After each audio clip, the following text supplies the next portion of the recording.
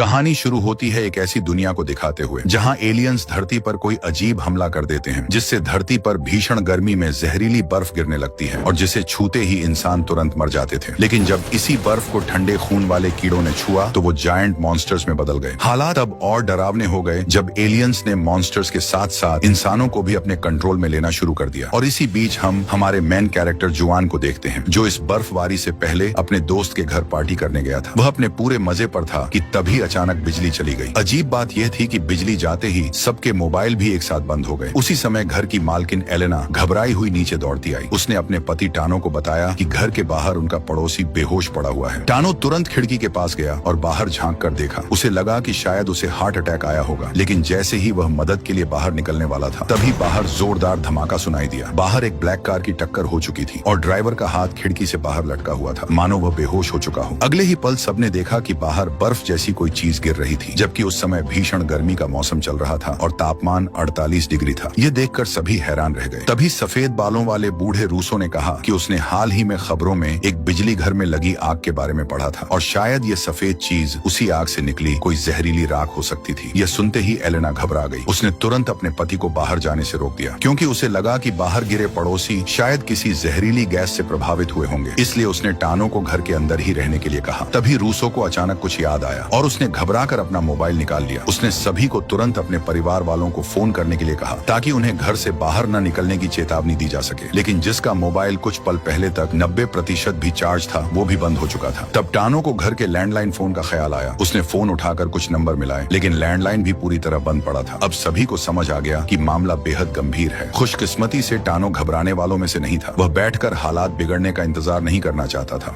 उसने तुरंत सबको काम पर लगा दिया और खिड़कियों दरवाजों के आसपास के सभी खुले हिस्सों को बंद करवाने लगा। इसी दौरान रूसो कुछ अजीब व्यवहार करने लगा। वह कुछ देर तक खिड़की के सामने खामोश खड़ा रहा। फिर उसने चुपचाप हैंगर से अपना कोट उतारा और पहनकर सीधे दरवाजे की तरफ बढ़ गया। दोस्तों ने उसे रोकने की कोशिश की, लेकिन उसने टानो को धक्का देकर गिरा दिया और गुस्से में बड़बड़ाते हुए कहा कि उसे अपने बच्चों के पास जाना है। लेकिन घर से बाहर निकलते ही वो भी अपनी मौत से नहीं बच पाया और एक और हादसा हो गया। कुछ देर तक कमरे में सन्नाटा छाया रहा और सभी दुखी होकर चुप बैठे रहे। लेकिन तभी घर के अंदर तेज दस्तक की आवाज गूंजने लगी। आवाज का पीछा करते हुए वे लोग बेसमेंट तक पहुंचे, जहां किसी महिला की मदद की पुकार सुनाई दे रही थी। इसके बाद टानो ने एक पुरानी अलमारी हटाई, जिसके पीछे लोहे का एक दरवाजा छिपा हुआ था। टानो ने बताया कि यह दरवाजा सीधे गैराज में खुलता है, लेकिन उसके पिता ने इसे उसके बचपन में ही बंद कर दिया था और तब से दशकों तक इसका इस्तेमाल नहीं हुआ था। टानो ने बाहर खड़ी महिला से पूछा कि वह उनके गैराज में कैसे पहुंची। महिला ने बताया कि उसका नाम इंगा है और वो पड़ोस में डिलीवरी करने आई थी। जब उन्होंने दरवाजा खोलकर जांच की तो इंगा सामान्य लगी और बाहर उसकी गाड़ी भी मौजूद थी। तब जाकर उन्होंने उसे अंदर आने दिया, लेकिन तभी जुआन उस रास्ते से आगे बढ़ा और उसे घर से बाहर निकलने का दूसरा रास्ता मिल गया। वह सुरंग जैसी गली पार करके टानो की वर्कशॉप तक पहुंच गया, जहां कई कारें खड़ी थी। जुआन को लगा कि अगर वह कार में बैठेगा तो शायद जहरीली बर्फ से बच जाएगा, लेकिन कार में बैठते ही उसकी उम्मीद टूट गई, क्योंकि कोई भी कार स्टार्ट ही नहीं हो रही थी। तब मैकेनिक टानो ने हालात का अंदाजा लगाते हुए कहा कि इस बर्फ में शायद बेहद शक्तिशाली इलेक्ट्रोमैग्नेटिक पल्स मौजूद है, जिससे सभी इलेक्ट्रॉनिक सिस्टम ठप हो चुके हैं। हालांकि इसकी असली वजह क्या थी यह कोई नहीं जानता था। टानो के मुताबिक यह किसी सोलर स्टॉर्म या परमाणु विस्फोट का असर भी हो सकता था। वे लोग इसी बारे में चर्चा कर रहे थे कि तभी जुआन की नजर खिड़की के बाहर गई। सामने वाले पड़ोसी के घर में अचानक रोशनी जल उठी थी। जुआन ने तुरंत हाथ हिलाकर उसे चेतावनी देने की कोशिश की कि वह किसी भी हालत में खिड़की न खोले, लेकिन इतनी दूरी से उसकी आवाज सुनाई देना नामुमकिन था। तब टानो ने एक तेल वाला लैंप उठाया और उसे खिड़की के सामने हिलाकर इशारा करने लगा, लेकिन पड़ोसी ने शायद कुछ और ही समझ लिया और उसने सीधे खिड़की खोल दी। अगले ही सेकंड उसकी वहीं खिड़की पर मौत हो गई। फिर उसकी पत्नी दौड़ती हुई वहां आई, लेकिन वह भी खिड़की के पास आते ही बेजान हो गई। यह सब देखकर जुआन के मन में डर बैठ गया, क्योंकि उसकी बेटी क्लारा रोज सुबह जल्दी उठकर दौड़ने जाती थी और उसे हर हाल में सूरज निकलने से पहले क्लारा तक पहुंचना था। दोस्तों ने उसे काफी देर तक समझाने की कोशिश की,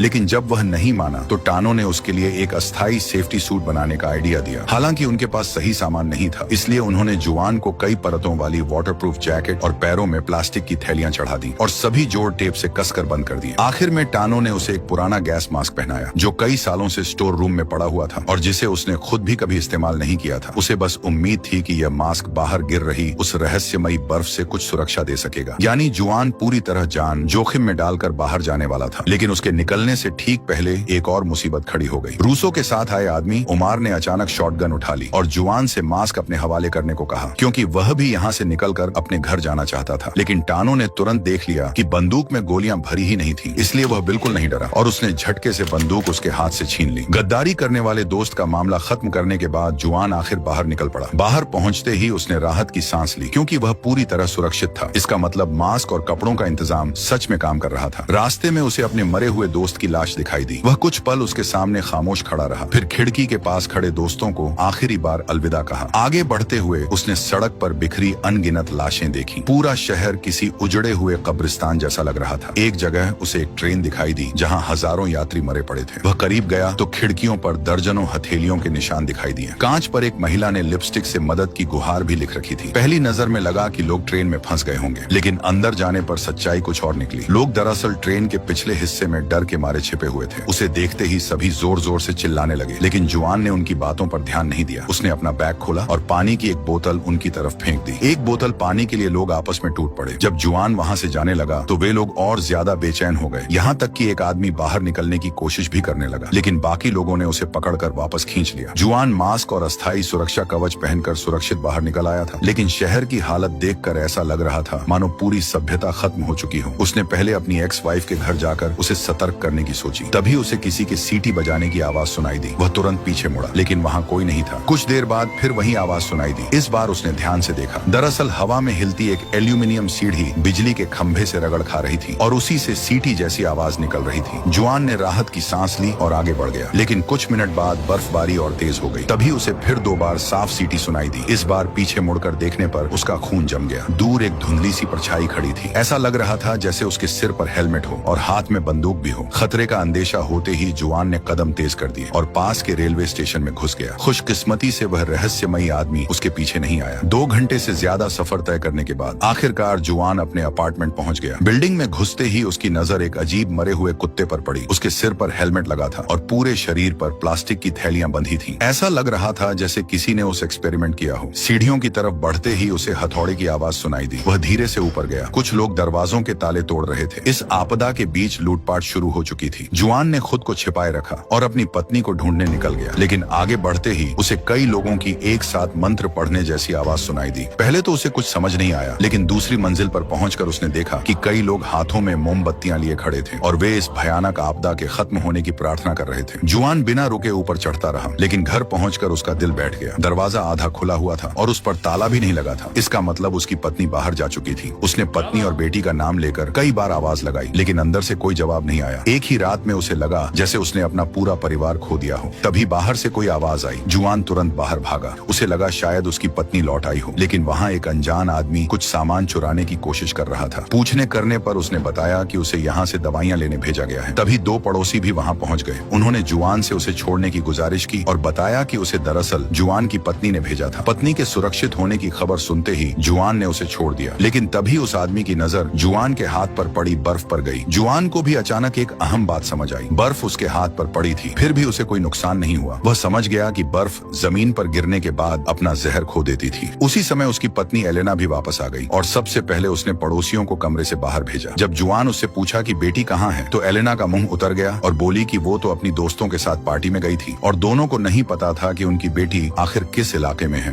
कुछ देर सोचने के बाद जुआन को एक उपाय सूझा। उसने एलेना से बेटी की सहेली का नाम पूछा। एलेना ने तुरंत नाम बता दिया। तब जुआन ने फैसला किया कि वह बेटी के स्कूल जाएगा, शायद वहाँ से सहेली का पता मिल जाए। लेकिन जैसे ही उसने दरवाजा खोला, पूरी बिल्डिंग के बचे हुए लोग उसके सामने जमा हो गए। सब जानना चाहते थे कि वह बाहर जाकर जिंदा कैसे लौट आया। जुआन ने उन्हें मास्क और पूरे शरीर को ढकने वाला तरीका बताया। जब लोगों की जिज्ञासा शांत हो गई तो वह भीड़ को चीरकर आगे बढ़ने लगा, लेकिन तभी एक गंजे आदमी ने उसका रास्ता रोक लिया। उसने बताया कि इमारत में पानी खत्म हो चुका है और अब उन्हें जुआन का मास्क चाहिए ताकि कोई बाहर जाकर पानी ला सके। देखते ही देखते बाकी लोग भी उसके खिलाफ हो गए। हर कोई उसे समझाने और धमकाने लगा। सब कह रहे थे कि उसे सबकी भलाई के लिए मास्क देना होगा। जुआन समझ गया कि बिना कुछ किए वह यहाँ से नहीं निकल पाएगा, इसलिए उसने धीरे से अपना बैग खोला, लेकिन मास्क निकालने के बजाय एक पिस्तौल बाहर निकाली। बंदूक देखते ही भीड़ पीछे हट गई और इसी मौके का फायदा उठाकर जुआन एलेना के साथ वहाँ से निकल गया। इसके बाद जुआन और एलेना दूसरी मंजिल के एक कमरे में छिप गए, लेकिन बाहर जमा लोग दरवाजा तोड़ने पर उतर आए और लगातार उस पर जोर जोर से वार करने लगे। आखिरकार जुआन ने अपना मास्क एलेना को पहना दिया और उसे खिड़की के रास्ते स्कूल जाने को कहा, क्योंकि अब बेटी को ढूंढना सबसे जरूरी था। एलेना के निकलते ही दरवाजा टूटने की कगार पर पहुंच गया और तभी जुआन ने एक प्लास्टिक बैग उठाया, जैसे उसके दिमाग में कोई खतरनाक प्लान आ गया हो। अगले ही पल दरवाजा टूटकर खुल गया, लेकिन जुआन ने एक हाथ में प्लास्टिक बैग पकड़ा और दूसरे हाथ में कुर्सी उठाकर सीधे खिड़की के शीशे पर दे मारी। कांच टूटते ही कमरे में मौजूद लोग घबरा गए और भाग खड़े हुए, जबकि जुआन ने फौरन प्लास्टिक बैग अपने सिर पर चढ़ाया और खिड़की से कूदकर नीचे खड़ी कार पर जा गिरा। वह किसी तरह बिल्डिंग से बाहर निकल गया, लेकिन कुछ ही कदम चलते ही उसकी सांसें धीमी होने लगी और वह सड़क पर गिर पड़ा। लेकिन अगले ही पल उसकी आंख खुली और उसने खुद को एक कार के अंदर बैठा हुआ पाया। उसके सामने दो लोग फायर फाइटर की यूनिफॉर्म और मास्क पहने उसे घूर रहे थे, जिससे उसे लगा कि शायद उसे बचा लिया गया है। फिर ड्राइवर ने अपना मास्क उतारा और सामने उसका दोस्त टानो निकला, जबकि एलेना भी आगे वाली सीट पर बैठी थी। उसने बताया कि रास्ते में उसकी मुलाकात टानो से हुई थी और फिर दोनों वापस जाकर उसे ढूंढ कर ले आए। लेकिन सबसे बड़ा सवाल यह था कि जब सारी इलेक्ट्रॉनिक चीजें बंद हो चुकी थी तो यह कार आखिर चल कैसे रही थी। तब टानो ने बताया कि जुआन के जाने के बाद उसने प्लास्टिक की बोतल से एक देसी मास्क बनाया और बाहर खाने पीने का सामान जुटाने का फैसला किया। जब डिलीवरी गर्ल अपनी साइकिल लेकर आई तो सबने एक अजीब चीज नोटिस की कि बाकी सभी इलेक्ट्रॉनिक डिवाइसेस बंद थे, लेकिन साइकिल की लाइट अब भी जल रही थी। टानो ने तुरंत बल्ब निकाल कर देखा और पाया कि वह साधारण फिलामेंट वाला बल्ब था। ये देख वो तुरंत गैराज में पड़ी एक पुरानी कार के पास गया और जैसा कि उसने सोचा था, ये कार भी चालू हो गई, जिसका मतलब था कि इस शॉक वेव ने सिर्फ नए जमाने की इलेक्ट्रॉनिक्स मशीनों को ही खराब किया था। कार से वो तुरंत फायर स्टेशन पहुंचा और वहां से यूनिफॉर्म और जरूरी सामान जुटाया। वहीं उसकी मुलाकात एलेना से हुई और दोनों मिलकर उसे बचाने निकल पड़े। हालांकि जब जुआन ने बेटी को ढूंढने के लिए कार मांगी तो टानो ने साफ मना कर दिया। उसी दौरान खिड़की के पास खड़े एक दोस्त ने बाहर कुछ अजीब देखा और सभी तुरंत देखने पहुंच गए। उन्होंने देखा कि कोई व्यक्ति धीरे धीरे उनकी तरफ बढ़ रहा था और अगर वह सिर्फ गुजर रहा होता तो चिंता की बात नहीं थी, लेकिन कुछ मिनट बाद वह सीधे टानो के गैराज में घुस गया, जिससे सभी सतर्क हो गए। उसे पकड़ने के बाद पता चला कि वह इलाके की हार्डवेयर दुकान का मालिक था। उसने बताया कि कुछ पुराने मॉडल की गाड़ियां अब भी स्टार्ट हो रही थीं और वह रास्ते भर ऐसी ही गाड़ियों की तलाश कर रहा था। ये जानकारी मिलते ही जुआन और उसकी पत्नी बेटी की तलाश में स्कूल के लिए निकल पड़े। रास्ते में उन्हें एक कार मिली, लेकिन कई कोशिशों के बाद भी वह स्टार्ट नहीं हुई। वे पैदल आगे बढ़ने ही वाले थे कि बाहर कुछ अजीब लाइट्स दिखाई दी और दोनों तुरंत सीट नीचे करके छिप गए। कुछ ही देर में एक बड़ा ट्रक उनके पास आकर रुक गया, लेकिन कार की खिड़कियों पर जमी मोटी बर्फ की परत ने उन्हें छिपाए रखा। सुबह होने तक वे आखिरकार स्कूल पहुंच गए और वहां एलेना को स्टूडेंट्स की एक ग्रुप फोटो मिली। उसने तुरंत बेटी की दोस्त को पहचान लिया और जुआन से आसपास कोई गाड़ी ढूंढने को कहा, जबकि वह रिकॉर्ड रूम में एड्रेस तलाशने निकल गई। उसने एड्रेस ढूंढना शुरू ही किया था कि तभी अचानक बाहर से एक तेज धमाका सुनाई दिया और उसे लगा कि शायद जुआन वापस आ गया है। लेकिन कई बार आवाज देने के बाद भी कोई जवाब नहीं मिला, जिससे उसका शक और बढ़ गया। हाथ में कुल्हाड़ी लेकर वह सावधानी से आगे बढ़ी और एक खिड़की के पास पहुंची, जहां बाहर कुछ लड़कों की लाशें पड़ी दिखाई दी। इसी बीच उसे फिर किसी के खटखटाने की आवाज सुनाई दी और वह आवाज का पीछा करते हुए लड़कों के वॉशरूम तक पहुंच गई। वहां एक केबिन का दरवाजा लकड़ी से फंसा हुआ था। उसने ऊपर चढ़कर अंदर झांकने की कोशिश की तो उसे एक चश्मा पहने लड़का दिखाई दिया। उसने उससे बात करने की कोशिश की, लेकिन लड़का कुछ सुनने को तैयार नहीं था और लगातार गालियां दिए जा रहा था। तभी जुआन भी वहां पहुंच गया और दोनों ने मिलकर उसे बाहर निकाला। बातचीत में पता चला कि उसका नाम बारो था और पिछली रात कुछ लड़कों ने उसे परेशान करके टॉयलेट में बंद कर दिया था। उसे अभी बाहरी दुनिया में हुई तबाही के बारे में कुछ भी पता नहीं था। जुआन ने पूरी स्थिति समझाने की कोशिश की, लेकिन शुरुआत में बारो ने उसे पागल समझ लिया। फिर जब उसने बाहर उन लड़कों की लाशें देखी जिन्होंने उसे बंद किया था, तब जाकर उसे सच पर यकीन हुआ। बारो को बचाने के बाद उन्हें एक और अहम सुराग मिला,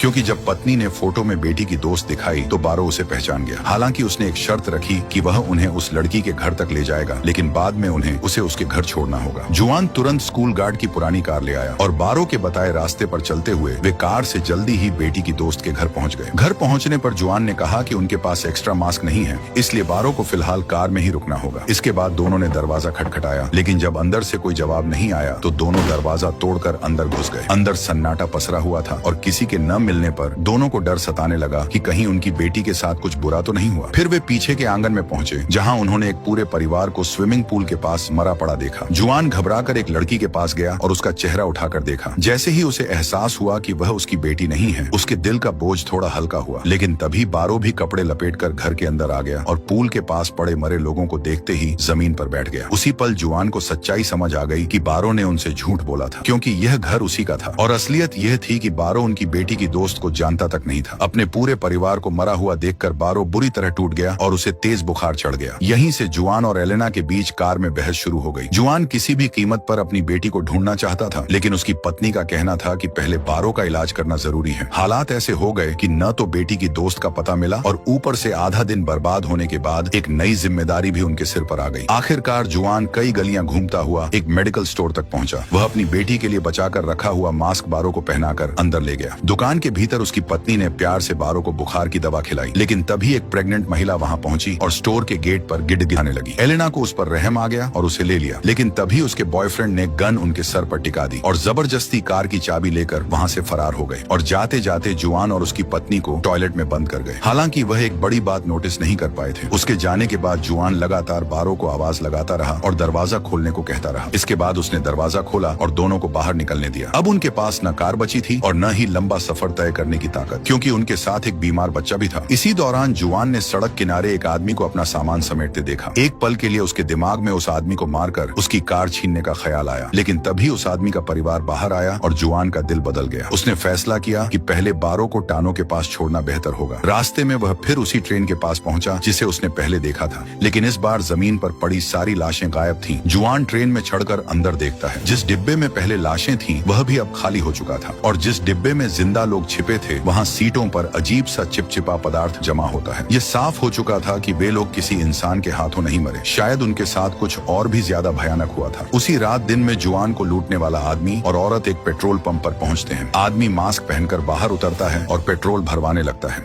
जबकि औरत गाड़ी में बैठकर म्यूजिक पर झूम रही होती है। तभी आदमी के पीछे से अजीब सी सरसराहट की आवाज आती है। वह टॉर्च जलाकर पीछे देखता है। अगले ही पल वह किसी चिपचिपे पदार्थ में फंसकर मर जाता है। उधर गाड़ी में बैठी औरत अब भी मस्ती में सिर हिला रही थी। तभी उसे गाड़ी जोर से हिलती हुई महसूस होती है। वह सोचती है कि शायद उसका बॉयफ्रेंड मजाक कर रहा है, लेकिन उसे नहीं पता होता कि मौत उसके बिल्कुल सामने खड़ी है। अगली सुबह जुआन लड़के से पता लेकर अपनी बेटी को खोजने अकेले निकल पड़ता है। दोस्त टानो उसे रोकने की कोशिश करता है और कहता है कि ऐसा करना बहुत खतरनाक है, जीवित बचने की संभावना बेहद कम है। जुआन किसी बहाने में नहीं पड़ता और बस सीधे पूछता है कि क्या वह उसकी कार इस्तेमाल कर सकता है, लेकिन टानो नहीं मानता। इसी वजह से दो दोस्तों के बीच झगड़ा भी हो जाता है। इसके बाद जुआन पैदल निकल पड़ता है। उसे अपनी बेटी तक पहुंचने के लिए 17 किलोमीटर दूर जाना था। अगर वह बिना रुके लगातार पैदल चले तो भी यह आधे दिन का सफर था। चलते चलते उसने रास्ते पर एक लाल पुरानी कार देखी। जब कार करीब आई तो देखा कि यह वही टानो की कार थी। थोड़ी बातें हुई और पुराने दोस्त की दोस्ती फिर से मजबूत हो गई। अब उनकी नई और भी ज्यादा डरावनी यात्रा शुरू हो चुकी थी। रास्ते का माहौल बहुत ही अजीब था। शुरुआत से अंत तक उन्होंने कोई लाश नहीं देखी, लेकिन जमीन पर टूटी फूटी कार के पुर्जे बिखरे पड़े थे। थोड़ी देर बाद उनकी पुरानी कार रुक जाती है। सामने की सड़क सैकड़ों गाड़ियों से बंद थी और उनकी हालत देख ऐसा बिल्कुल भी नहीं लग रहा था कि ये इंसानों ने किया है। जैसे ही वे दूसरा रास्ता तलाशने लगते हैं, दूर से इंजन की गड़गड़ाहट सुनाई देती है और जल्दी ही सैनिकों से भरे दर्जनों ट्रक धीरे धीरे गुजरते हैं। उनके सामने खड़े अधिकारी ने उन्हें देखा और चेतावनी दी कि शहर अभी मिलिट्री की घेराबंदी में है। अगर वे वापस नहीं लौटेंगे तो उन पर भी गोली चला दी जाएगी। बड़ा फौजी काफिला गुजरने के बाद जुआन ने उनके पीछे पीछे चलने का फैसला किया, लेकिन यह साहसिक कदम जल्दी ही सैनिकों के ध्यान में आ गया और उन्होंने उन पर गोलीबारी शुरू कर दी। अचानक बर्फ पर गाड़ी फिसलती है और टानो की कार पलट जाती है। इसी बीच पुल के दूसरी तरफ अजीब आवाजें आती हैं। अचानक विशालकाय एलियन कीड़े वहां दिखाई देते हैं। उनकी संख्या इतनी ज्यादा थी कि सैनिक भी उनका सामना नहीं कर पाए और एक एक करके उनका शिकार बनते जा रहे थे। ये कीड़े भली भांति छोटी कार्स के बराबर थे। उनके कड़े कवच में इंसानी गोली का कोई असर नहीं होता। जुआन दूर से सब देख रहा था। किसी ने सोचा भी नहीं था कि यह एलियन हमला होगा। कीड़े हटने के बाद जुआन और टानो सावधानी से बाहर निकलते हैं और सैनिकों के गिरे हुए हथियार उठा लेते हैं। उन्होंने जल्द से जल्द वहां से निकलने की सोची। तभी शहर के चौक पर उन्हें बड़े बड़े घोंसले दिखते हैं। सोचने का समय भी नहीं था कि आगे से तेज कीड़ों की आवाज सुनाई देती है। दोनों जल्दी से एक कोने में छिप जाते हैं।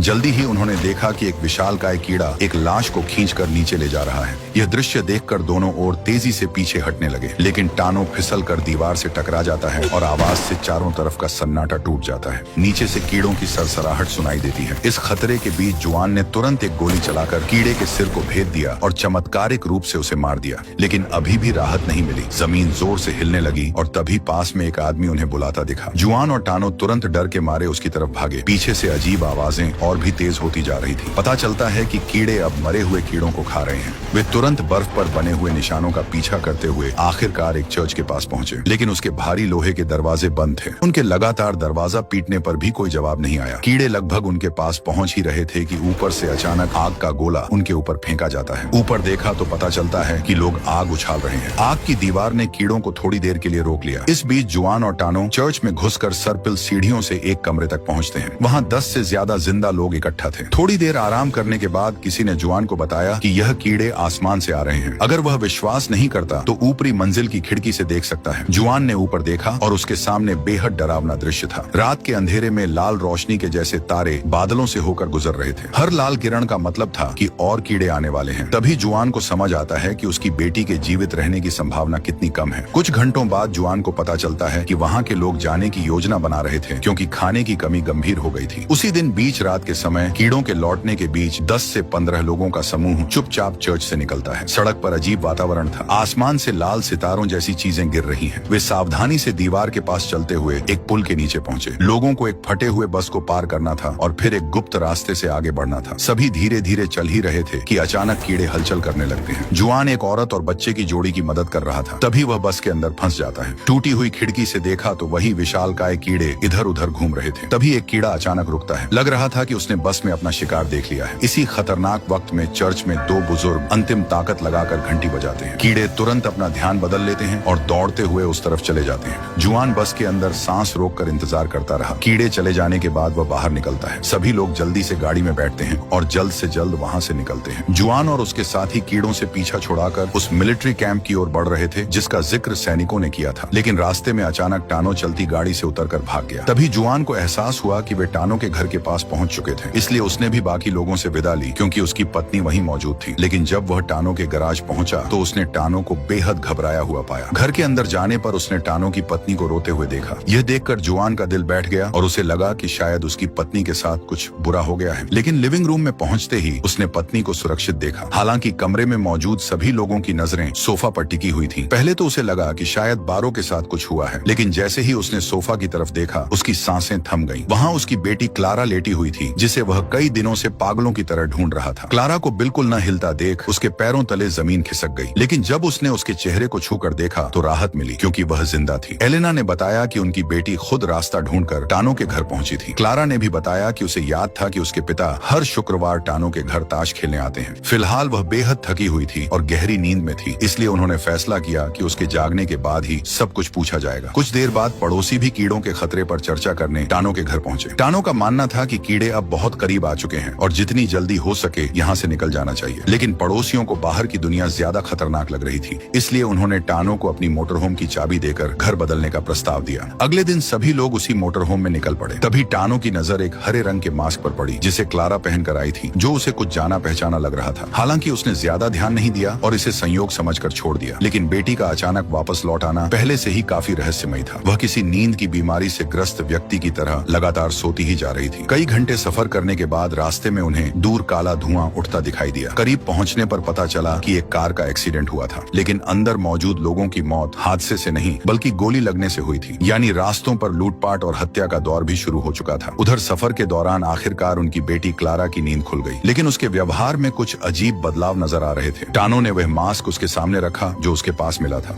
मगर क्लारा ने मास्क को देखा और कहा कि उसे इसके बारे में कुछ भी याद नहीं है। उसे यह तक याद नहीं था कि उसने कभी मास्क पहना था और न ही यह कि वह वापस वहां तक कैसे पहुंची। हालांकि जुआन की पत्नी ने कहा कि जब वह सुरक्षित लौट आई है तो ज्यादा सवाल पूछने का कोई फायदा नहीं है, और यही सोचकर जुआन और टानो ने भी बात आगे नहीं बढ़ाई। कुछ देर बाद उन्हें एक बड़ा शॉपिंग मॉल दिखाई दिया जिसके बाहर काफी लोग जमा थे। वे सावधानी से उसकी तरफ बढ़े और तय किया कि अगर जरा भी खतरा लगा तो तुरंत वापस लौट जाएंगे। लेकिन पास पहुंचते ही उन्होंने चर्च में मिले कुछ लोगों को पहचान लिया। बातचीत में पता चला कि बड़ी संख्या में बचे हुए लोग इसी मॉल में शरण लिए हुए हैं और यहाँ इतना राशन मौजूद था कि कई हफ्तों तक आराम से गुजारा हो सकता था। उन्होंने भी आज रात यही रखने का फैसला किया, लेकिन अब कुछ बिल्कुल अलग होने वाला था। अगली सुबह जुआन ने देखा कि मॉल के सभी लोग बाहर की तरफ भाग रहे हैं। वह भी उनके पीछे गया और तभी उसे पता चला कि कई दिनों से बरस रही जहरीली बर्फ आखिरकार रुक चुकी थी। लोग खुशी से झूम उठे, लेकिन टानो के चेहरे पर चिंता साफ दिखाई दे रही थी। उसने एक कंपास निकालकर दिखाया कि कुछ बहुत गलत है। कंपास के मुताबिक अब पृथ्वी के मैग्नेटिक पोल्स पूरी तरह उलट चुके हैं। इससे साफ था कि दुनिया अभी भी सामान्य नहीं हुई थी। अब देखना यह होगा कि जो एलियंस और मॉन्स्टर्स अभी भी इस दुनिया में बच रहे हैं, उनसे इंसानियत सरवाइव कैसे करेगी। और उसके लिए कमेंट में पार्ट 2 जरूर लिख देना।